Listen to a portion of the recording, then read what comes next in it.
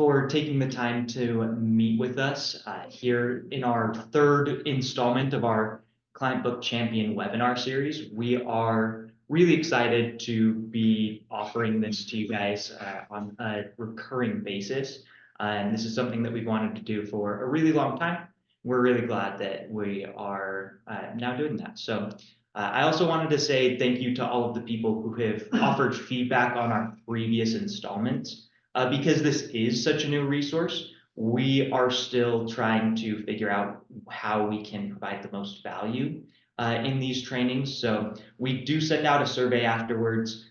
Please, we would really appreciate it if you would take just a couple of seconds to fill that out. Let us know what you would like to see in future installments, because we want to make sure that we are continuing to provide value to all of you. So thank you for joining. Thank you for leaving that feedback.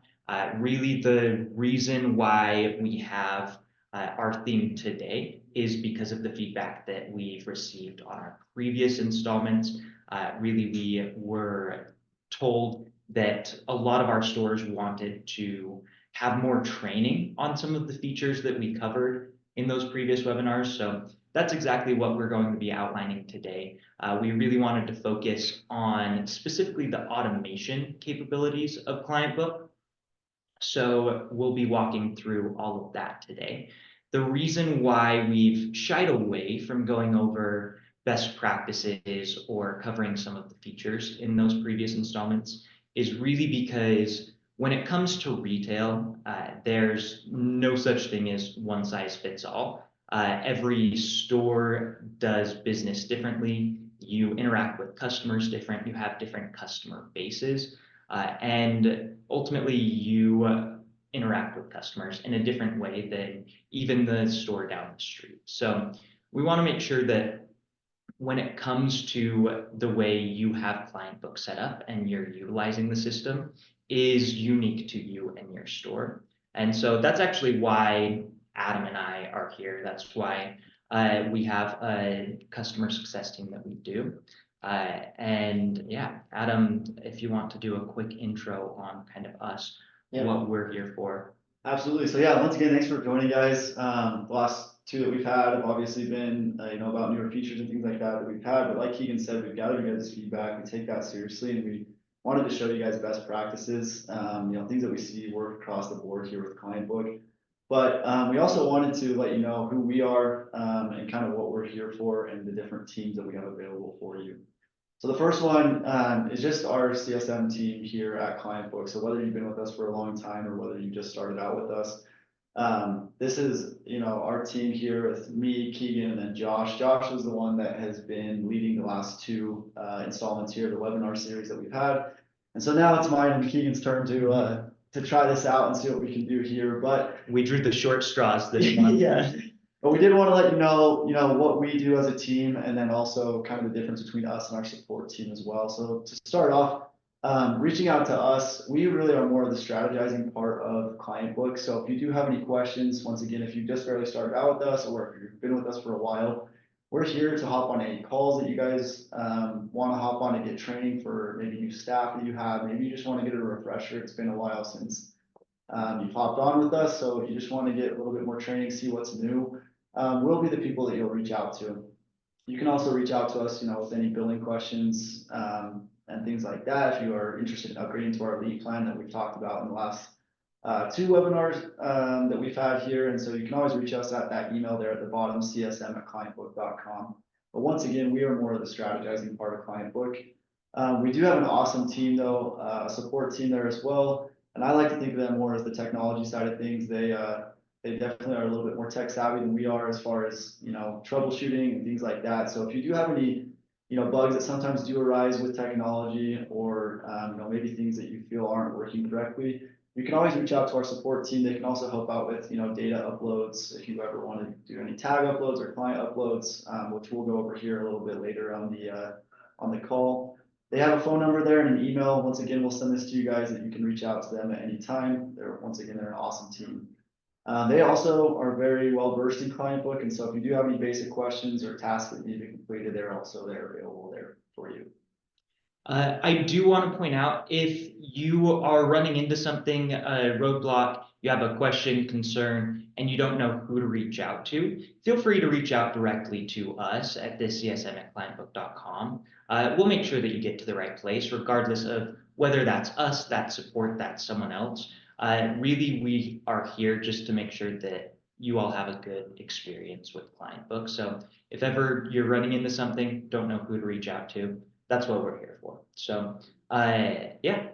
I also wanted to apologize. I definitely threw off the pictures. I'm the only one with the really dark photo that I sent in. And so, please, for those of you who like graphic design, please offer some grace to me. But yeah, with all of that being said, we'll dive into Clientbook. And as I mentioned, specifically our automation tab. So we have a lot of different automations that are available to us within Clientbook. I like to start specifically with life events. So all of our automations are going to be based off of two different types of automations. We have auto reminders and we have auto messages. So both of these are tools that we can utilize throughout a few different features, but this is going to be an important distinction for us to have uh, in going over automations in general. So here we can see we have both auto messages and auto reminders set up. Auto messages are going to automatically send out to customers when we are scheduling them to do so. So here on this birthday life event, we can see that we have a few auto messages scheduled to go out the same day, to go out in advance. Auto messages, we draft what we want them to say, and then Clientbook's going to send that for us. Nobody has to click the send button. Nobody has to do anything. We can use some variables to personalize that a little bit. So it doesn't just have to be a generic message. You can say happy birthday client name, happy birthday Keegan, and that will automatically populate the name of the customer that's being messaged. Same thing with associate name and store name. Auto messages are really powerful. And with life events, we really recommend doing auto messages because that's going to ensure that you're getting additional touch points with customers throughout the year. And it doesn't require any additional bandwidth from your associates. We do have the ability to do auto reminders, which don't automatically send any messages to customers. What those do is those will automatically create a to-do list or a digital sticky note for your associates to send that message. So here we can see we have this test reminder that will be created 2 weeks before customers' birthdays, reminding your associate to send a birthday message to that customer. Those are fantastic if you want to further personalize an outreach or if you want to make sure that your associates have the discretion to determine what is said or whether or not something like that is sent. You do have both of those options. Like I said, the option for auto messages or auto reminders is really going to be consistent throughout the automations in general. To review what life events are really quickly, really the best examples are going to be birthday and anniversary. Life events are going to be calendar events that occur specifically every year. So you can have something set up for graduation, for example.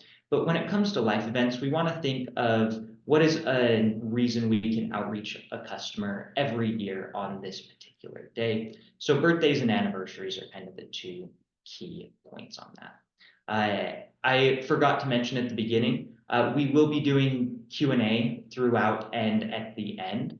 Josh will be answering questions throughout, and then at the end, we will go ahead and we'll read some questions. So as questions come up, please feel free to put them in the Q&A. We'll make sure that we are getting them answered. So that's life events in a nutshell.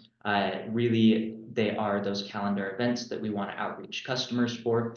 If you wanted to send out an anniversary message, all we would do is we would come into this anniversary life event, we would click message, and we could draft that right here. A lot of our stores like to offer promotions on these. They'll offer 10% off, $50 off. And with these, you can include a creative. I would say best practices that we typically see for anniversaries is right around 3 weeks in advance, whereas best practice for birthdays, I would recommend right around 2 weeks. With birthdays and anniversaries, we want to make sure that we are reaching out far enough in advance that we're not, that the customer hasn't already purchased something, but not so far in advance that it's not on their mind. And so about 3 weeks for anniversaries, 2 weeks for birthdays is what we see a lot of success with. That's a great starting point. But that's life events in a nutshell. Yeah, and I just want to hop in really quick there with those live events. Really a big thing that we see and why these are best practices is it's really just a free touch point throughout the year. I mean, I've definitely gotten texts from things I didn't know I signed up for, like ice cream or something like that, that I would have never gone and reached out. But if they're offering me a discount, I'm for sure going to show up. And so once again, it's just that free touch point, keeping you guys top of mind. So although, wording and things like that may, or if you're using birthdays or anniversaries may not work for your store, once again, we're here to hop on with you, kind of brainstorm ideas, and we can definitely show you what we see as best practice from your stores there. Yeah, Awesome. And a question that came in that would be really good to answer now is, does the store draft the auto messages, or can sales associates tailor them in their own voice? So when you said an auto message, is it store-wide, associate-wide? Do you want to speak to that a little bit? Yeah, so the entirety of the automation dropdown is only available to admins. So admins will set this up and it will be standardized across the store. And so once this is set up, essentially that auto message will be scheduled to every customer that has this life event, has a date for it. That's really where auto reminders would come in, where if you are wanting to allow discretion for associates to tailor that a little bit more, what we could do is we could create an auto reminder for an anniversary. And I would just title this upcoming anniversary. And then we schedule when we want this to go out. So we would say 3 weeks with reminders, and specifically life event reminders. If you are wanting to set this up as a reminder, I recommend turning on expirations, which will actually delete this reminder if it goes overdue for too long. So knowing that this reminder is going to be created and scheduled 3 weeks prior to a customer's anniversary, I might say, if I don't have this completed after 2 weeks, I want it to be deleted because I don't want to be following up with customers for their anniversary after their anniversary. And so what those reminders do is they allow the discretion for associates to really word that however they want to. And we can attach a template specifically to this reminder that gives them direction, gives them a starting point, but it can still be adjusted after the fact. And so that's how we would utilize templates in tandem with this feature to make sure that those are unique and tailored specifically to our preferences. A question that came in, who do the reminders go to? Yeah. Could they go to more than one person if there's multiple assigned associates? Yeah, that's a great question. So when it comes to associate assignments, multiple associates can be assigned to the same customer, but reminders are only ever going to be assigned to one associate. We do that because we don't want multiple associates getting a reminder to reach out to Adam for his birthday and have Adam receive 3 different birthday messages from us. So reminders are only ever going to be assigned to one person. The system will look at the assigned associates, and essentially it will assign that reminder to the associate that was in the system first. If no one is assigned to that customer, then it will assign that reminder to the manager that is specifically designated to be the associate for unassigned customers. Yeah. And then can you attach images to automations? You absolutely can attach images to automations. So in the auto message, you can see there's a paperclip down here that you can click on and you can upload an image from the device that you are on. So a lot of our stores will put together a creative. You can do even like a GIF if you would like to. GIF, GIF, put in the questions whether or not I said that wrong. But you absolutely can add images to these. So yeah, once again, life events are going to be one of the, those events that happen once a year. And there's a great opportunity once again to reach out for those special events. The next one that we really have on the list are sales triggers and also client activities. So we have two ways to reach out for post-sale follow-up. So these are going to be not based off of special events throughout the year, but more based off of those, purchases and what we can do to follow up with them after. As a rule of thumb, we definitely recommend reaching out after purchases. This is a great time to be able to reach out. And one big thing that a lot of our stores like to do this for is to gather reviews. And so once again, there are two ways that you can do this within Clientbook. One is an automated way. If we do have an integration with your point of sale system, that we can basically automate that, off of those sales that do come through your point of sale system. And you can still get these same benefits from within Clientbook if we don't have an integration with your point of sale system through what we call client activities. So I'm going to run through both of those for you right now. Sales triggers, once again, are going to be if we are directly integrated with your point of sale system. You can see here that I've thrown in a couple sales triggers already. As a rule of thumb and kind of best practice, we do recommend really keeping them pretty simple and broad. And so we kind of want to run through one of these first to show you how you can set these up. So if you ever wanted to add a new one, you go to that top right corner and click add trigger. You can go ahead and name this sales trigger. So a lot of times, you can just have it as a jewelry sold, or you can have it just as an in-store purchase, whatever you'd like to add there. And then if we do, once again, have your integration with that point of sale system, you can see there's that section that says any category. You can go ahead and select that. And we've pulled over those categories from your point of sale system. You can go through and select the product categories that you would like to have those post-sale follow-ups for. You can either do all of them all at once, or you can select each individual category there. And once you've done so, you can go ahead up to the top and click done there. And down there in the bottom left, you can then choose the actions that you would like to have happen.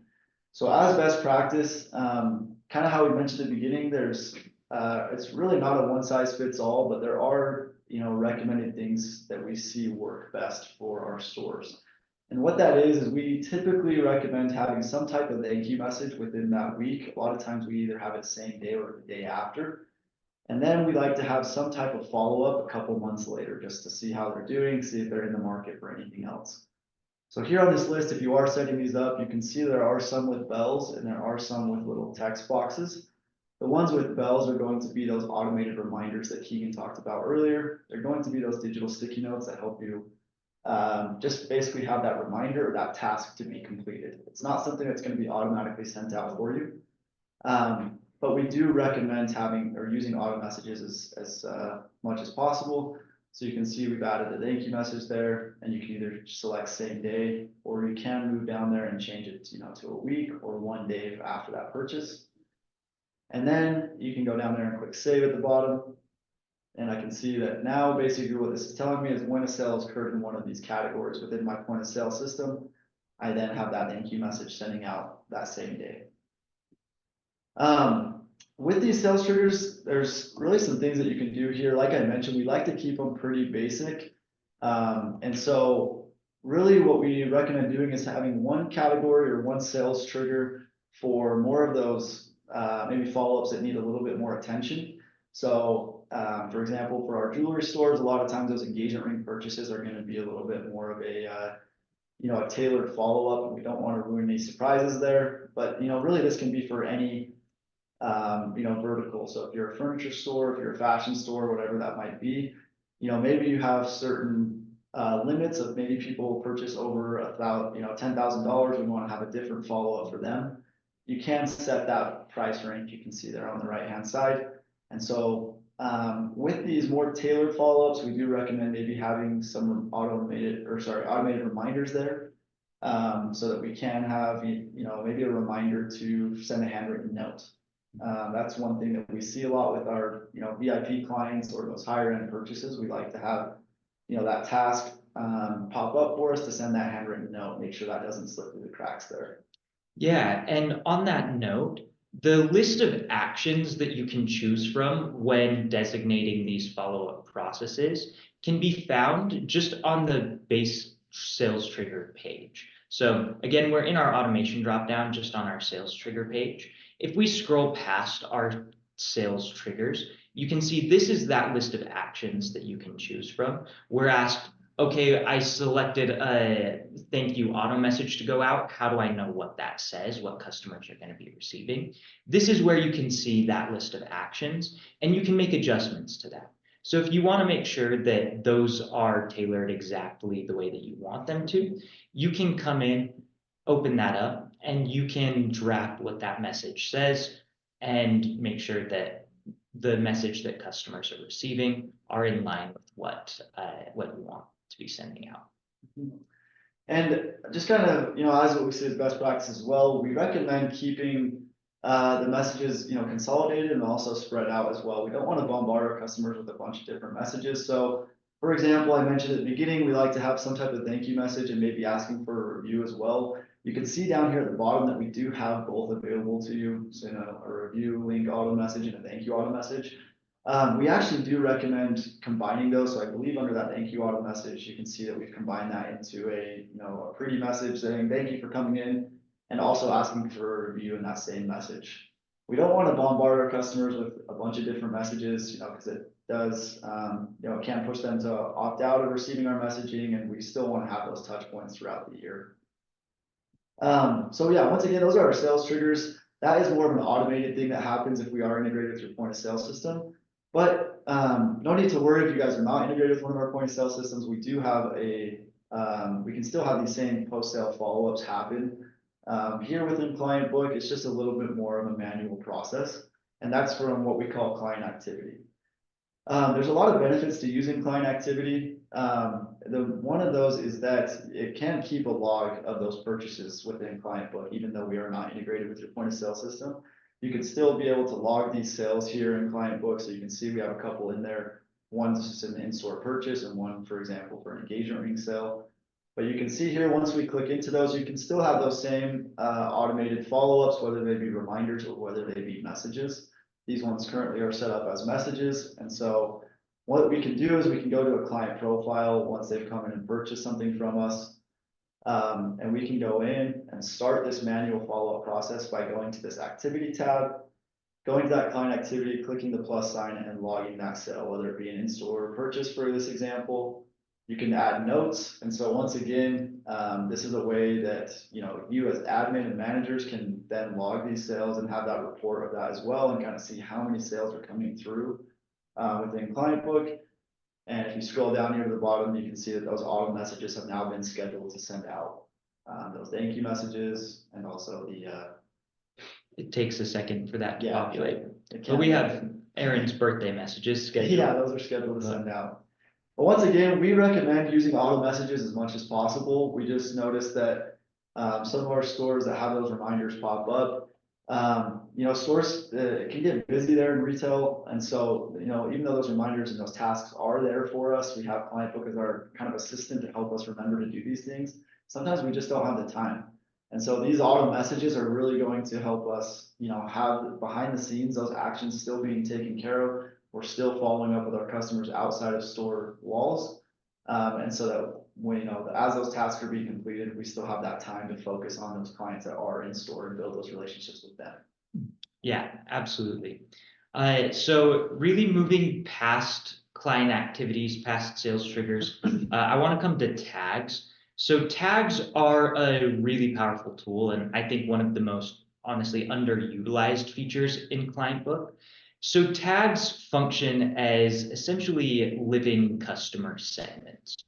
So they're going to allow associates to search your client list by specific tags, so by specific identifiers.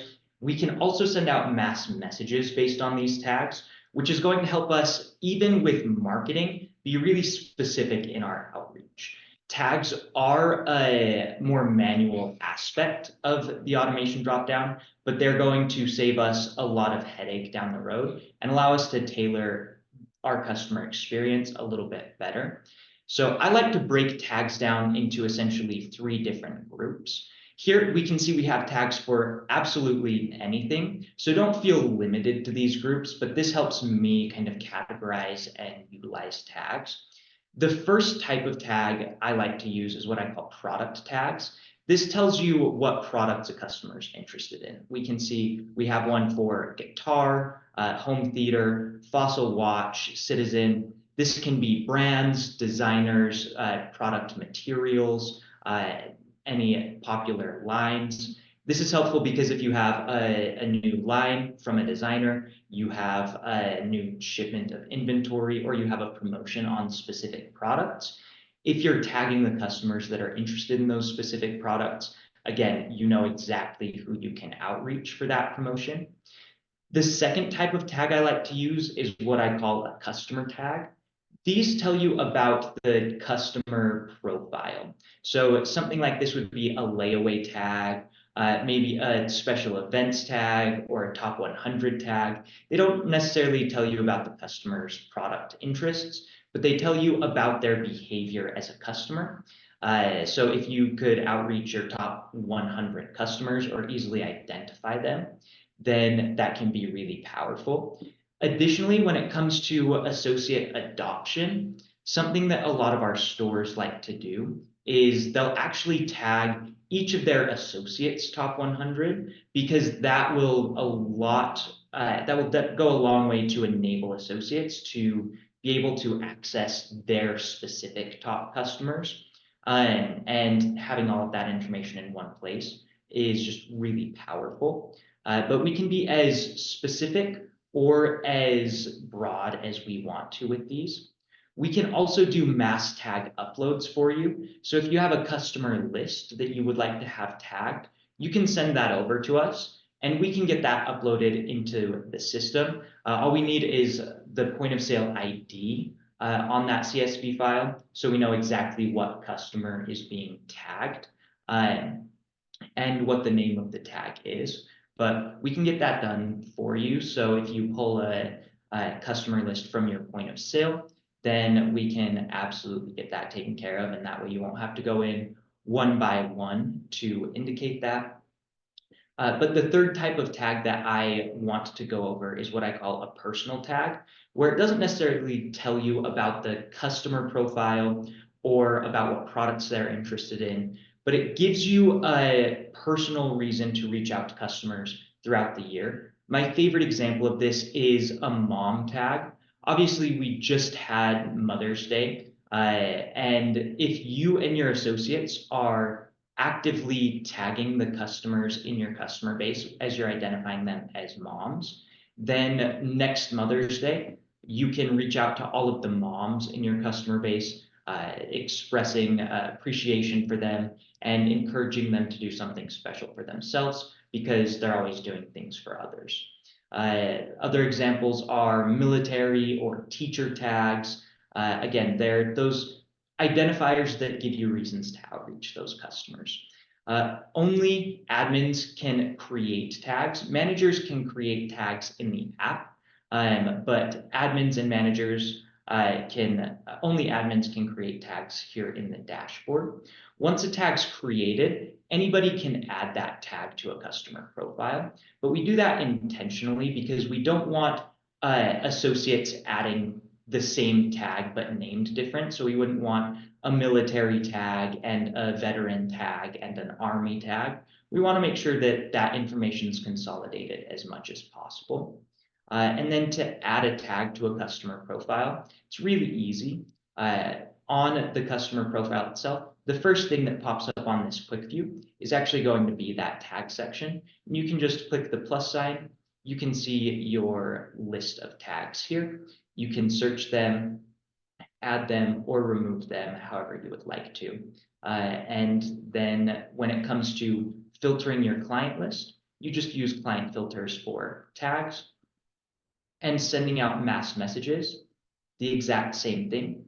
But when you go to send that out, you would add criteria and scroll down here to the bottom to tag. And then you can select from your list of tags who you want to outreach. So for Mother's Day, you would select specifically customers with that mom tag. And now we know that only those customers are receiving this message. So that is tags. That's really the automation drop down in a nutshell. We've gone over tags, client activities, which are essentially those manually triggered sales triggers, and we've gone over life events. We went over some best practices. I see, looks like there's a few questions in the chat. So yeah, we'll go ahead and start answering those. Please keep putting questions down. We'll try and get through as many as we can. Yeah, so the first one, if we want to go back and kind of talk overall holistically, the question is, with the sales triggers and auto messages, can they be personalized per associate that sold the item, or is it a store signature? So do we want to talk broad again, the difference between like an auto message and a reminder? Yeah, I can hop in here. So once again, with auto messages, it's going to be more of a generic message. It's not associate by associate there. That being said, though, if you click into here, one of these automated messages at the bottom, there is a place where you can autofill in that associate's name. And so Clientbook does recognize if there are, assigned associates, and it can fill in that auto name there. If you are looking to have a little bit more of a tailored follow-up by associate, we recommend using those reminders and adding a template there in the bottom. Because with these automated messages, it's not something that's going to ask you if it's okay to send out. Once you click save and turn these on, they're just going to automatically send directly to those clients. The reminders, once again, are just going to be those tasks to be completed, so they will pop up for you. And that's where you can kind of, tailor those messages more if you'd like. Perfect. Another question, kind of going away from that, is going back to client activity. What does the scored box mean? Yeah, so when that scored box is selected, what that does is that allows you in your reporting on this associate activity report, when you run this, having that scored box will allow that activity to display here. So when that activity is logged by an associate, you're able to track how many times, who logged that, and what client that was logged on. So if it's just a task that you want to have a follow-up process triggered, you don't care about whether or not that's tracked, then you don't have to have that selected. The allowed notes box, just while we're going over this, allows the associate to leave notes when they're initially logging that. And so allowed to be scored essentially just has that activity populate in those reports. Perfect. And talking about tags a little bit, there's actually quite a few questions about tags. Perfect. So the first question is, how can you see the list of clients with each specific tag? And then also when it comes to filtering by a tag specifically for a mass message, how does that filtering tool work? The question that was asked is like, could I search for David's top 100 and Roberto Coin? Like how does, when I add that filter to a mass message, what effectively happens? Yeah, absolutely. So to filter your client list, essentially to see all of the customers that have a tag, here we can see, we'll use this engagement ring tag, for example. We can see here on our tags page, the number of customers that are tagged. So we can see that there's 4 customers tagged right here. If you want to see who those customers are, we come to our manage dropdown to our clients list, and we click on this filter icon. And here we have a range of different filters we can choose from. We can go ahead and we will scroll through and we will select just our engagement rings. And here we can see those customers that have that tag showing up right here. In mass messages, when you're adding multiple tags or multiple criteria to this mass message, essentially what happens is it creates an and statement. So in order for customers to be included in this audience, they have to meet all criteria that are selected.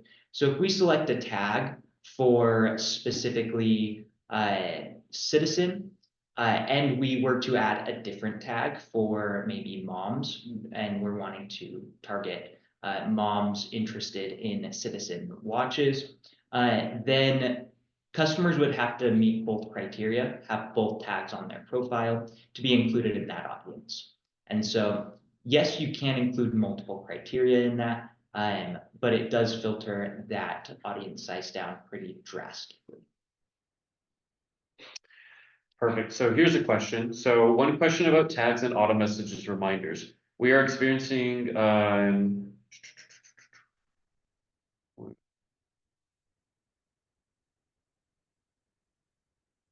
so I guess actually to Emily's question, that's a little bit more nuancy. Emily, we'll follow up with you post webinar. Let me hurry and make sure to take note of that. One question that came in from Juan was speaking about like the integrations. His specific question is like, do tags sync with the point of sale? He's asking specifically for like Shopify, but do we want to talk a little bit about bilateral and just like kind of the communications we have in place? Yeah, absolutely. So we have a couple of different types of integrations. Some of our integrations are unilateral. A lot of these integrations are through a third party, in which the point of sale sends information in the client book and updates it on a recurring basis. And then a lot of our direct integrations, like integrations with Shopify or the Edge, or there are really a lot of integrations that we have. Direct integrations are typically bidirectional. So the point of sale sends information in a client book, and client book sends information back into the system. The goal of client book and integrations is to essentially consolidate information. And a very important thing for client book is that we're never deleting information out of your point of sale. We don't ever want to be responsible for data loss or anything going missing that shouldn't be there. So we'll send information back to point of sales, but we won't ever delete information out of point of sales. And so if you are integrated directly, then chances are we will send the customer profile back to your point of sale when it's created within Client Book. There are, depending on the integration, a lot of different things that pull back and forth. So wish lists pull back and forth with some integrations. Products typically pull over with integrations, but typically products are read only. So you can't edit and adjust products in Client Book and have that change sent back to the point of sale. When it comes to tags, tags are not something that's bidirectional. Our development team is currently working specifically on the Shopify integration, on having tags pull over from that. I actually just met with Nathan, who's here on our meeting yesterday, to discuss that. So there are some projects that our dev team has in the works on expanding on the capabilities of our integrations. But as of right now, you can consider tags as being not bidirectional. And the first step in that direction is going to be having tags pull over from point of sale, but not currently sending back to the point of sale. All right. That was our last question. So I don't know if That was the anyone- last question. Mhm. Awesome. Well, that was the last question. We'll wait and see if any final questions come in. But really, that is the automation dropdown in a nutshell. We appreciate all of you for taking the time to meet with us. As Adam mentioned, please don't hesitate to reach out to us, schedule time. We're here specifically to make sure that all of you have Client Book set up in the way that makes sense for you and your business. And so I think that a lot of these things are test and learn. We don't know what your customers are going to be most responsive to until we try something.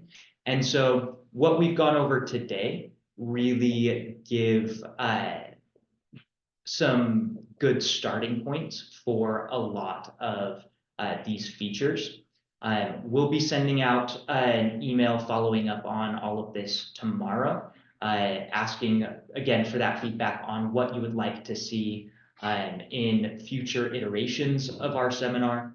And if you have any questions, please feel free to respond to that. You'll be able to schedule time. It looks like we have a few more questions that have come in. Do we want to? Yeah, so the question that came in from Elizabeth was, how do we view our individual clients' activity? Okay, So, as in the activities that that they have available, or view reporting of that. We'll go over both. So to view what your current client activity setup is, you'll log into the dashboard. Again, only admins have access to the automation dropdown. So if you don't see an automation dropdown, chances are you have either manager or associate access. And from here, you'll come to the client activity tab.